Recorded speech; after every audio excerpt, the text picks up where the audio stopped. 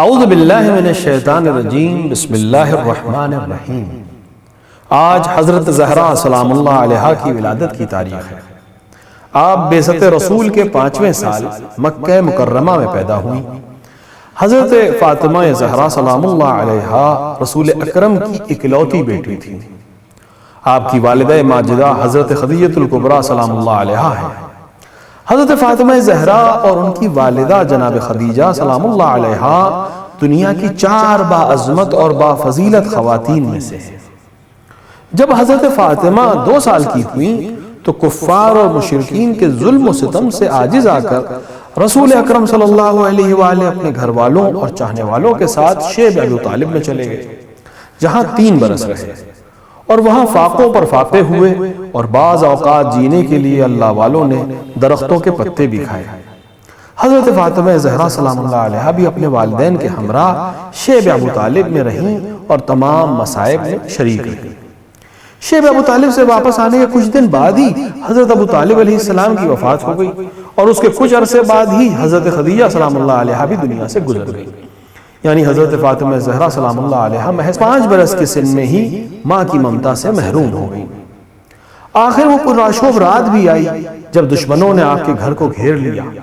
حکم خدا سے رسول اکرم صلی اللہ علیہ وآلہ نے مکے سے مدینے کی جانب ہجرت کی۔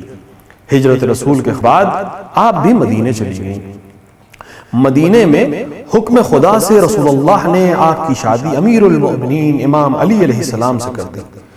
اللہ نے آپ کو امام حسن اور امام حسین علیہ السلام جیسے معصوم اور امام فرزند عطا کیے، اور حضرت زینب و ام کلثوم جیسی عظیم بیٹیاں عطا کی، جو رفتار و گفتار و کردار میں آپ کی شبیہ تھی، کہ آپ نے مدینے میں ظالم حکومت کو للکارا اور انہوں نے کوفہ اور شام میں ظالم کی بنیادیں ہلا دی۔ آپ کے ایک فرزند جناب محسن تھے، جن کو دشمنوں نے شکم مادر میں ہی شہید کر دیا، اور ان کی مظلومانہ شہادت جہاں آل محمد کی مظلومیت کا مقدمہ ہے، وہیں منافق دشمنوں کے چہرے پہ پڑی اسلام کی نقاب بھی اتار رہی ہے۔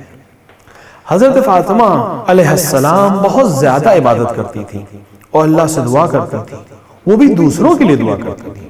جب آپ کے فرزند امام حسن علیہ السلام نے پوچھا، مادر گرامی آپ نے پوری رات دوسروں کے لیے دعا کی؟ تو فرمایا، اے میرے بیٹے، پہلے پڑوسی پھر گھر والے، لہٰذا ہمیں اپنے پڑوسیوں کا خیال رکھنا چاہیے۔ کوئی ایسا کام نہیں کریں جس سے ہمارے پڑوسی پریشان ہوں یا ان کو اذیت ہو۔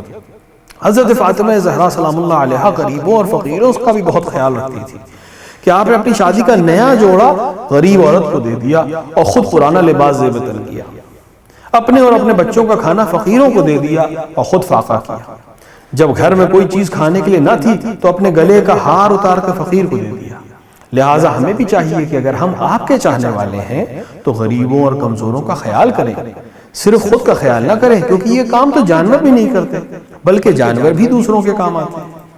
حضرت فاطمہ زہرا سلام اللہ علیہا کی سیرت ہر لحاظ سے قابل تعصی ہے، اور وہ ہمارے لیے اسوہ حسنہ یعنی بہترین نمونہ عمل ہے۔ جیسے کہ ہمارے والی و وارث حضرت امام زمانہ عجل اللہ تعالیٰ فرجہ شریف نے فرمایا، رسول اللہ کی بیٹی میرے لیے اسوہ حسنہ یعنی بہترین نمونہ عمل ہے۔ آپ سب کو ولادت حضرت زہرا سلام اللہ علیہا بہت بہت مبارک۔